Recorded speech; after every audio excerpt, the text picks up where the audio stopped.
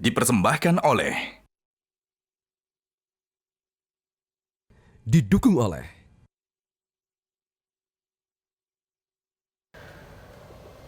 Presiden Prabowo resah dengan maraknya premanisme berkedok organisasi masyarakat atau ormas yang mengganggu iklim investasi usaha. Pemerintah pun membentuk Satgas Terpadu Operasi Penanganan Premanisme.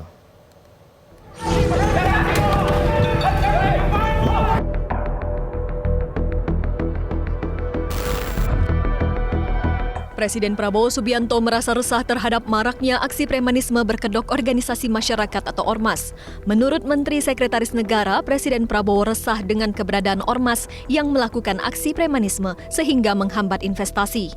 Presiden tengah mencari solusi persoalan sosial tersebut dengan berkoordinasi dengan Kejaksaan Agung dan Kapolri agar premanisme ormas tidak mengganggu iklim usaha dan ketertiban masyarakat. Mengatasnamakan organisasi-organisasi masyarakat, tetapi justru tidak menciptakan iklim berusaha yang kondusif. Jadi Pak Presiden, pemerintah betul-betul resah, dan beberapa hari yang lalu beliau berkoordinasi dengan Jaksa Agung, berkoordinasi dengan Pak Kapolri untuk mencari jalan keluar terhadap terutama pembinaan terhadap teman-teman ormas supaya tidak mengganggu iklim usaha dan mengganggu keamanan ketertiban masyarakat. Adapun aksi premanisme berkedok ormas kian meresahkan pengusaha. Bentuknya, aksi premanisme ini beragam, mulai dari intimidasi, proposal kegiatan, hingga pemalakan. Asosiasi pengusaha pun meminta pemerintah bertindak tegas, tidak hanya sebatas wacana saja. Bentuknya beragam, Mas, mulai dari kegiatan-kegiatan yang sifatnya intimidasi kepada security kita, berbentuk proposal-proposal untuk kegiatan-kegiatan yang kalau tidak diberikan kemudian muncullah amarah yang lebih anarkis, menutup pabrik atau menghalangi truk-truk kita.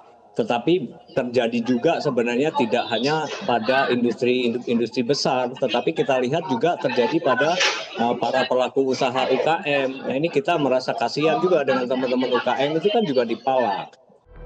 Untuk menindak aksi premanisme, pemerintah membentuk Satgas Terpadu Penanganan Premanisme dan Ormas Meresahkan. Kemendagri akan menindak pelanggaran yang dilakukan ormas yang terdaftar di Kemendagri. Sanksi yang diberikan mulai dari tidak akan mendapatkan dana hibah hingga pencabutan status di Kemendagri. Jadi Satgas ini lebih utamanya adalah bagaimana menegakkan aturan-aturan yang sudah ada. Jadi siapa yang berbuat apa. Sekali lagi, yang kalau pidana ya otomatis penegak hukum kepolisian. Kalau yang berbadan hukum dari Kementerian Hukum. Kemudian kalau yang terdaftar di Kementerian Negeri, otomatis dari Kementerian Negeri. Salah satu sanksinya adalah membuat surat untuk melepaskan status keterdaftarannya. Nah, apa resikonya ya ormas-ormas yang tidak terdaftar, yang dinyatakan tidak terdaftar ini tidak mendapatkan pelayanan fasilitas pemerintah. Misalnya mendapat dana hibah nggak boleh. Masa tugas. Keberadaan ormas yang menyimpang dari fungsi sosialnya dan yang merongrong ketertiban dan rasa aman para pelaku usaha tentunya tak dapat dibiarkan terus-menerus. Negara tak boleh kalah oleh aksi premanisme. Tim Liputan, Metro TV. Kepolisian gencar memberantas aksi premanisme yang meresahkan masyarakat. Ratusan preman ditangkap karena melakukan perampasan dengan kekerasan menggunakan senjata tajam. Aksi premanisme yang terjadi di wilayah hukum Polda Banten dengan menggunakan senjata tajam sangat meresahkan masyarakat. Selama operasi penyakit masyarakat sejak 1 Mei, Polda Banten menangkap 429 preman. 63 diantaranya diproses hukum dan ditetapkan sebagai tersangka lantaran melakukan pungli, melakukan pengancaman, hingga melakukan kekerasan menggunakan senjata tajam. Wakapolda Banten, Brigjen Pol Hengki, menyebutkan dari 21 laporan, beberapa diantaranya aksi premanisme dilakukan oleh ormas, termasuk debt kolektor menarik kendaraan dengan kekerasan.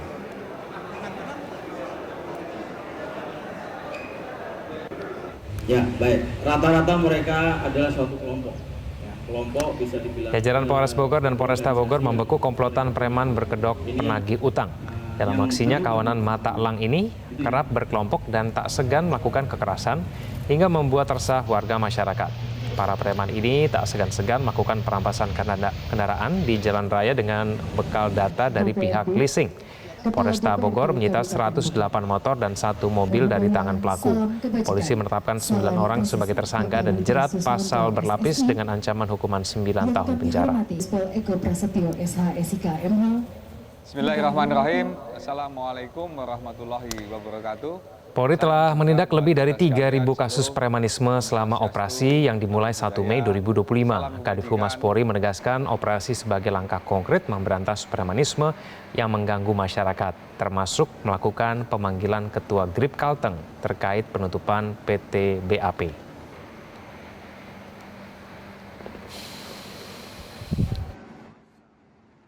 Berikut beberapa kasus menonjol yang telah berhasil diungkap selama operasi kepolisian pemberantasan aksi premanisme yang telah berhasil diungkap oleh Polri dan jajaran.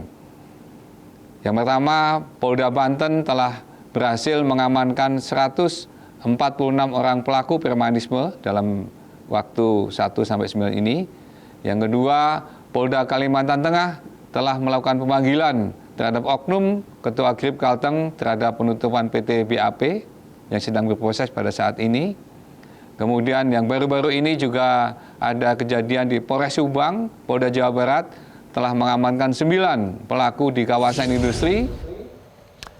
Presiden resah dengan maraknya aksi premanisme yang berkedok organisasi masyarakat atau ormas yang mengganggu iklim investasi. Polri pun gerak cepat dengan menangkap ratusan preman. Apakah operasi bersih-bersih preman akan terus berlanjut dan konsisten? Untuk membahasnya sudah bergabung bersama kami Ketua Komisi 2 DPR RI Fraksi Nasdem M. Rifki Nizami Karsayuda dan mantan Kabaris Krim Polri Ito Sumardi. Pak Ito, Pak Rifki, selamat malam. Selamat malam. Selamat malam. Ya, terima kasih atas waktunya bersama kami di Prime Time. Ini saya mau ke Pak Rifki dulu ya, Pak Rifki ya. Kita apresiasi apa yang kemudian Polri sudah lakukan dalam kurun waktu 1-9 Mei. Sudah ada 3.000 perkara premanisme yang kemudian dilakukan penindakan, Pak Rifki. Tapi biasanya Pak Rifki nanti juga muncul lagi tuh premanismenya lagi berulang. Tanggapan Anda bagaimana? Komisi 2 DPR concern bukan pada level penegakan hukum. Karena itu concernnya Komisi 3 DPR RI. Komisi 2 tentu concern pada irisan di mana aksi premanisme itu menggunakan bendera atau kedok organisasi kemasyarakatan atau ormas. Bagi kami, apa yang disampaikan oleh Menteri Dalam Negeri, Bapak Tito Karnavian, untuk memberikan sanksi kepada ormas melalui usulan revisi Undang-Undang Ormas, itu sesuatu yang mungkin layak kita perbincangkan.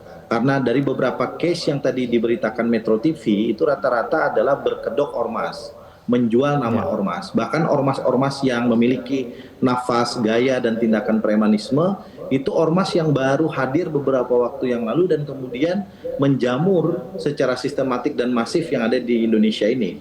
Nah, karena itu Komisi 2 DPR RI melalui fungsi pengawasannya meminta kepada Kementerian Dalam Negeri maupun gubernur, bupati, dan wali kota untuk segera menginventarisir ormas-ormas bermasalah ini dan segera menjatuhkan sanksi kepada mereka secara administratif sampai pada titik tertentu, misalnya melakukan pembubaran dan pembekuan ormas tersebut. Pada level tindak pidana umum, kami tentu mendorong agar aparat penegak hukum, dalam hal ini adalah kepolisian, kejaksaan, dan peradilan, untuk kemudian bisa memberikan dan menegakkan hukum setegak-tegaknya untuk memberikan efek jera kepada seluruh aksi premanisme ini. Karena kita tidak ingin melihat ormas itu lebih dikjaya dibanding negara. Ini memalukan dan saya kira sekaligus menjawab sinyalemen yang disampaikan Presiden Prabowo bahwa jika ini berkelanjutan, bukan hanya negara yang kemudian kehilangan marwahnya, tetapi kita sebagai sebuah bangsa juga akan mengalami banyak kerugian, termasuk keengganan investasi masuk di Indonesia. Oke, baik. Pak Ito, pengusaha resah, presiden resah, masyarakat juga resah. Tapi solusi terhadap premanisme ini selalu dianggap panas di awalnya aja gitu. Habis itu adem lagi nih, Pak Ito. Ibaratnya anget-anget bubur ayam. Nah, ini menurut Anda bagaimana?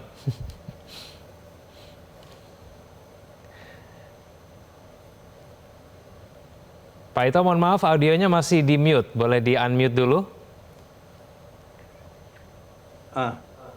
Ya, silakan Pak Ito. Ya. Baik, jadi kalau kita melihat yang terjadi saat ini itu organisasi-organisasi preman yang meresahkan itu seperti membentuk sistem hukum sendiri ya mereka. Sementara di kita kan ada sistem hukum yang berlaku. Kemudian pembentukan Satgas ini tentunya adalah akibat eskalasi gangguan Kamtibmas, bukan hanya iklim usaha saja. Masyarakat saat ini sudah sangat resah ya, sehingga tentunya Presiden sebagai kepala negara dan kepala pemerintahan dengan struktur di bawahnya yaitu Menko Polkam telah membentuk Satgas ya. Satgas terpadu untuk operasi penanganan preman dan ormas yang meresahkan. Mengapa terpadu? Karena di sini adalah masalahnya lintas sektoral ya. Sifatnya adalah multidimensi ya untuk permasalahannya. Kemudian juga memerlukan sumber daya dan keahlian yang berbeda-beda. Kemudian lintas sektoral ini memastikan bahwa upaya terhadap ormas yang meresahkan itu tidak hanya bersifat parsial atau sektoral, tetapi terintegrasi, efektif, dan yang paling penting adalah berkelanjutan untuk menjaga ketertiban keamanan serta kepentingan masyarakat luas. Kalau kita lihat bahwa apa yang dilakukan oleh polisi saat ini terkesan seolah-olah seperti pemadam kebakaran, sebetulnya tidak juga, karena kalau polisi akan melakukan satu tindakan sebelum ada perbuatan, tentunya kita tidak bisa melakukan tindakan yang tidak sesuai dengan ketentuan hukum yang berlaku. Jadi kalau dikatakan bahwa saat ini betul, tadi Pak Rifki mengatakan Komisi 3 ini kan sudah memanggil ya, dan tentunya ini langkah-langkah yang dilakukan oleh pemerintah melalui pembentukan Satgas, dan Satgas itu sifatnya temporer ya Mas Kevin, jadi tidak merupakan satu yang sifatnya adalah tetap, sehingga kalau situasi dianggap sudah selesai berarti Satgasnya akan dibubarkan. Oleh karena itu di sini peran masyarakat sangat penting. Jadi masyarakat bagaimana misalnya mengambil satu video atau mengambil satu keterangan melalui saluran pengaduan yang bisa dijadikan alat bukti untuk dibawa ke proses pengadilan. Tapi karena kalau hanya menyampaikan pesan atau pesan saja, saya kira akan sulit untuk mendapatkan alat bukti. Jadi diharapkan masyarakat kalau menemukan hal-hal demikian, sekarang kan era medsos, bisa diambil melalui video dan lain sebagainya, nanti disampaikan kepada saluran yang disiapkan oleh Satgas, kita akan melakukan penindakan sampai dengan proses peradilan. Kemudian juga ini juga tidak kalah penting bahwa para anggota-anggota yang preman ini, ormas-ormas yang meresahkan, ini perlu didata karena beberapa di antara mereka mungkin sudah terlibat beberapa kali dalam kasus kejahatan, sehingga mereka pada umumnya merasa memiliki keberanian untuk melakukan tindakan intimidasi dan kekerasan kepada masyarakat. Ini merupakan tanggung jawab dari kepolisian juga, dan juga tentunya lintas terkait, misalnya Kementerian Sosial dan lain sebagainya. Preman-preman ini tentunya bukan hanya diberantas, tapi juga harus dibina, diawasi, karena mereka pun bagaimanapun juga adalah masyarakat biasa, agar mereka bisa sadar. Meskipun hal ini memerlukan upaya yang terpadu ya. Demikian. Ya, Pak, itu tapi ormas-ormas yang kemudian berani melakukan tindakan premanisme itu terkadang juga mengaku di-backingi oleh pihak-pihak tertentu begitu. Ini benar nggak sih ormas-ormas itu apapun bentuknya itu, aksi itu juga mereka betul-betul di-backing oleh pihak-pihak tertentu yang mungkin juga punya jabatan tertentu begitu? Pak, itu bagaimana tanggapan? Ya, sejauh ini sepengetahuan saya memang betul. Ada beberapa ormas yang digunakan untuk kepentingan politik. Ada juga beberapa ormas yang digunakan oleh oknum tertentu untuk mendapatkan ya keuntungan tertentu ya dengan cara tidak wajar. Jadi orang-orang yang melindunginya berada di belakang keberadaan ormas.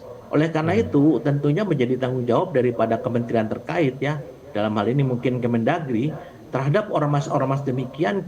Kalau kita hilangkan rumahnya kan berarti kan orang di dalamnya pun juga pasti akan keluar gitu ya. Tapi kalau kita biarkan rumahnya, maka ini akan terjadi terus ya.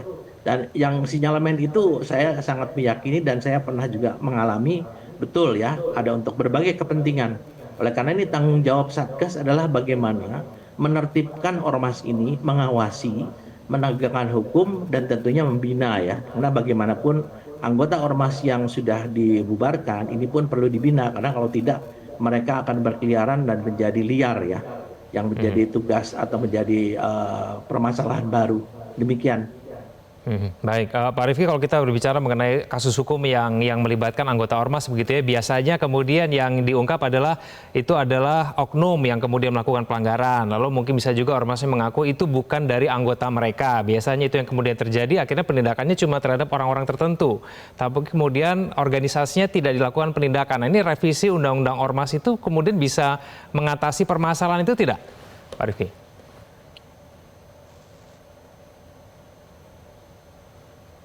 Pertama soal kasus yang tadi Kevin sampaikan, saya kira untuk membuktikan adanya relasi antara anggota-anggota ormas dengan kebijakan sebuah ormas untuk melakukan premanisme, itu seluruh aparat penegak hukum pasti memiliki strategi penyelidikan dan penyidikan untuk melakukan itu. Pertanyaannya adalah kita mau atau tidak untuk menelusuri sampai sejauh itu. Karena rata-rata yang melakukan perintah, backing dan seterusnya itu adalah level pimpinan ormasnya langsung.